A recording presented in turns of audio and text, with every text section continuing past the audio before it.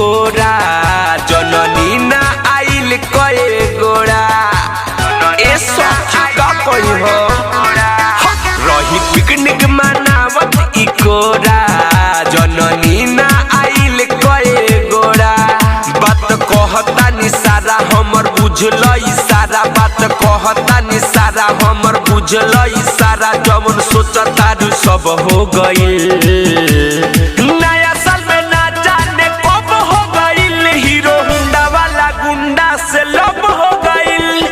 नया साल में ना जाने कब हो गइल हीरो होंडा वाला गुंडा से लब हो गइल नया साल में ना जाने कब हो गइल अलबेला रिकॉर्डिंग स्टूडियो गढ़ी नई नेपाल पिकनिक मनावत रही पोखरा के आट पर हमके बोलावत रहे मीठी मीठी बात पर लिहले बोलाई अकेले हुने काट पर नंबर लिख दिहले हमारा हो हाथ पर नंबर लिख दिहले ए सखी हाथ पर पिकनिक मनावत रही पोखरा के आट पर हमके बोलावत रहे मीठी मीठी बात पर लिहले बोलाई अकेले हुने काट पर नंबर लिख दिहले हमारा हो हाथ पर हम होई गइनी राजी उ तमारा ले ले बाजी हम होई गइनी राजी उ तमारा ले ले बाजी तू गइलू होने तब हो गइल नया साल में ना जाने कब हो गइल हीरो होंडा वाला गुंडा से लब हो गइल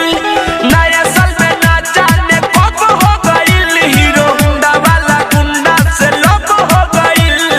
नया साल में ना जाने कब हो गइल